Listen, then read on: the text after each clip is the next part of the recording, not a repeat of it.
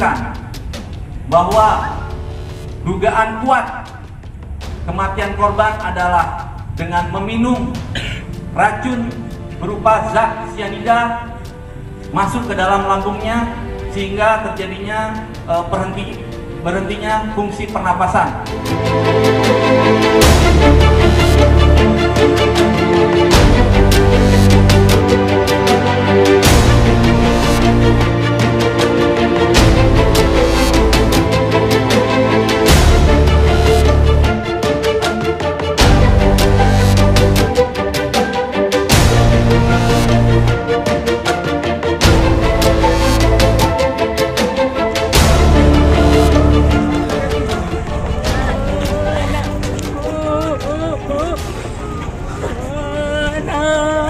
Mananya aku cari anakku ini loh. Mananya aku cari anakku ini. Mananya aku cari anakku.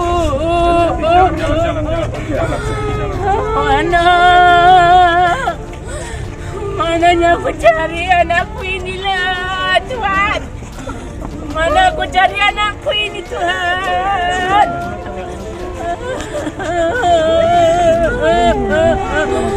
Kemana aku ini loh Pak.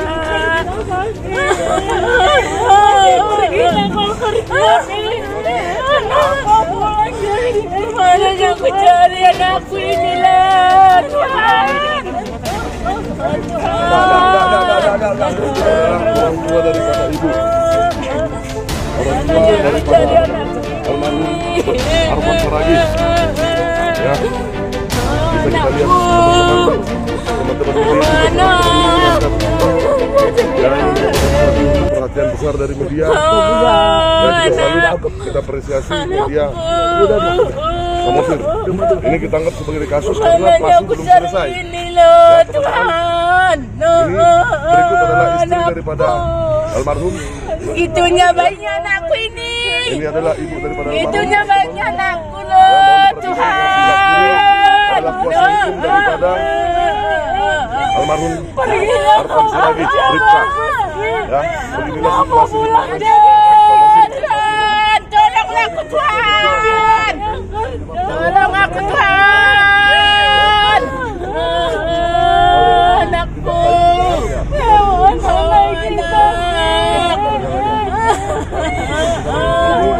Bu. Anak. Terusnya aku berdoa lo anakku. Bersumpah anakku sama aku ini enggak lagi lo Tuhan. Oh Tuhan. Apakah ini keluarga daripada almarhum Arpan Saragih, Pak? Ya. Bapak dan mamanya? Dan juga istrinya juga ya? Apa tujuan kira-kira datang ke Polres hari ini? Mencari keadilan kematian Arpan Saragih, kesalahannya. Katanya dibilang bunuh diri. Buktikan secara hukum dengan otopsi.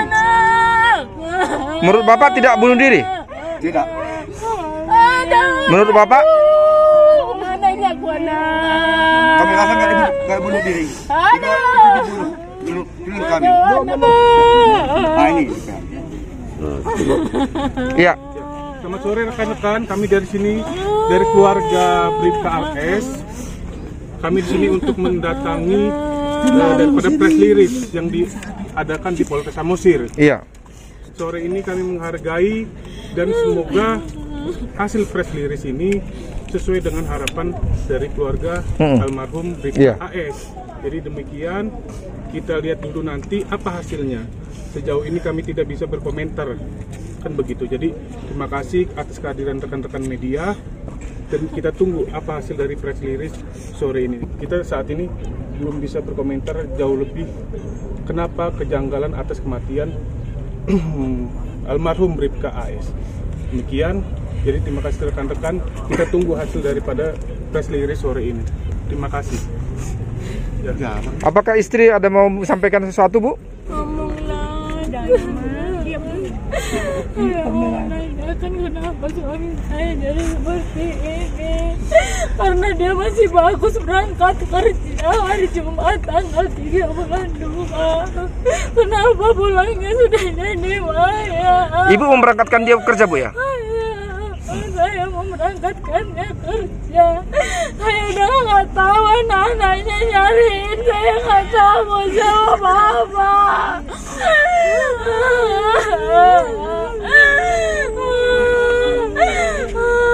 Terima kasih rekan-rekan agar tidak terlalu dalam kesedihan dari keluarga. Tanggal 6 Februari 2023 sekitar pukul 13.00 WIB. Pada saat itu, anggota Sat Narkoba sedang melakukan penyelidikan tentang adanya dugaan tindak pidana narkoba di Simuluk, Kelurahan Sunggungung. Kemudian pada saat anggota Sat Narkoba melakukan penyelidikan, ada melihat seseorang yang sedang telungkup di bebatuan yang berada letaknya di Panatapan Simuluk, Kelurahan Sunggungung, Kecamatan Pangururan. Kemudian anggota Sat Narkoba tersebut melaporkan kepada pimpinan, dan pimpinan mengarahkan yang dipimpin oleh Pak Kapolres langsung dengan para PJU langsung mendatangi TKP dan melakukan olah TKP. Dan di TKP kita jumpai korban tersebut memakai jaket warna hitam, list kuning terdapat tulisan lain, dan menggunakan dalam kaos oblong.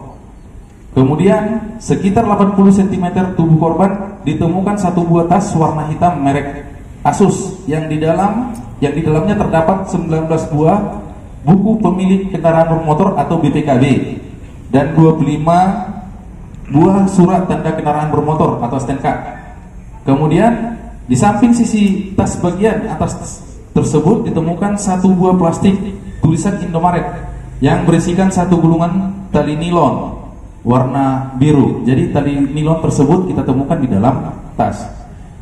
Dan satu buah bungkusan karton berbentuk tabung yang di dalamnya terdapat benda warna putih kecil yang pada bagian atas bungkusan sudah terbuka. Dan tepat di bawah tas tersebut juga ditemukan satu buah botol dengan tulisan Fanta yang berisikan cairan keruh dalam keadaan tertutup. Kemudian sekitar 130 cm dari korban ditemukan benda putih padat berukuran kecil di atas tanah. Kami simpulkan telah diperiksa sesosok jenazah laki-laki dikenal, ya, perawakan sedang, kulit sudah mulai sulit dinilai karena sudah mengalami proses pembusukan. Panjang badan 170 cm, ya, kemudian rambut hitam lurus. Pada saat itu dari hasil pemeriksaan luar, saya menjumpai warna kemerahan pada bagian belakang daun telinga kiri, kemudian warna kemerahan pada dahi kiri, ya, hingga ke mata dan pipi kiri. Kemudian saya juga menjumpai keluar cairan berwarna merah kehitaman pada kedua lubang hidung, ya, bibir berwarna biru kehitaman. Kemudian pada kedua ujung jari-jari tangan berwarna kebiruan.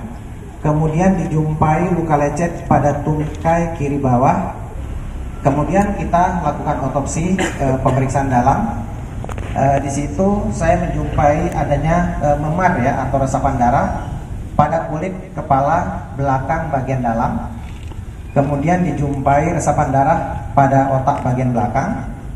Kemudian pada pengirisan otak besar dijumpai bintik-bintik perdarahan. Kemudian dijumpai resapan darah pada kulit leher bagian dalam, ya. Kemudian juga dijumpai resapan darah pada pangkal lidah, resapan darah pada kulit dada bagian dalam sebelah kanan.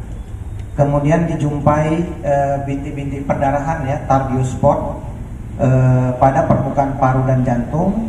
Kemudian pada pembukaan kantung lambung dijumpai sisa-sisa makanan yang berbau khas. Di sini saya bilang berbau khas karena memang baunya tidak seperti yang biasanya. Ya, biasanya dia bau asam, atau kalau ada alkohol dia bau alkohol, atau habis makan durian dia bau durian. tapi ini baunya khas seperti bau buah almond, ya. Penyidik tadi udah dijelaskan semua, cuman yang saya hafal yang positif mengandung cyanida saja, karena tadi ada koper, ada helm, ada baju PDL. Jadi setelah kami melakukan pemeriksaan terhadap barang bukti yang dikirimkan oleh Satreskrim Polres Samosir ke laboratorium forensik berupa isi lambung yang diambil dari Rumah Sakit Bayangkara, itu dikirimkan ke kita melakukan pemeriksaan. Isi lambung tersebut positif mengandung natrium cyanida. Kemudian yang kedua yang disebutkan Pak Kasat Reskrim tadi, yang benda putih tadi, yang benda putih berupa butiran berwarna putih, itu juga setelah kita lakukan pemeriksaan, itu juga positif NaCN atau natrium cyanida. Kemudian terhadap botol Fanta yang ditemukan di TKP yang dikirimkan ke kita, isi daripada cairan yang dalam botol Fanta tadi, itu juga setelah kita lakukan pemeriksaan, itu positif mengandung cyanida. Efek daripada cyanida ini adalah sangat mematikan. Mungkin di dulu yang booming mungkin kasus kopi cyanida waktu Mirna di Jakarta beberapa tahun lalu. Selanjutnya untuk kebetulan tim ahli digital forensik, kebetulan juga dari laboratorium forensik, handphone yang dikirimkan ke laboratorium forensik pada pukul 10.13 itu dijumpai situ berapa lama cyanida dapat membunuh manusia. Ya berarti kemungkinan dia men-searching Google gimana efek dari cyanida ini. Ada juga dicari racun tikus, potas, terus Undang-Undang Nomor 1 1946 Pasal 263 KUHP. Kemudian beliau juga ada membuka, masih ingat juga dia, mungkin kebetulan ini saya nggak tahu agamanya, kebetulan mungkin Kristen, ayat penyemangat. Penyelidikan dan penyidikan ini berdasarkan dengan Criminal Science Investigation. Jadi kami tidak serta-merta melakukan judge terhadap seseorang tanpa alat bukti yang sah berdasarkan pasal 184 KUHP. Di antaranya itu keterangan korban, keterangan saksi, dokumen, petunjuk, dan keterangan ahli. Karena dengan adanya keterangan ahli ini merupakan bukti yang otentik yang dapat kami pertanggungjawabkan secara hukum dan secara moral sampai kemanapun. Dan kami menyajikan fakta apa adanya, tidak ada yang kami tutup-tutupin. Kami menyajikan sesuai dengan realitas, sesuai dengan fakta yang ada.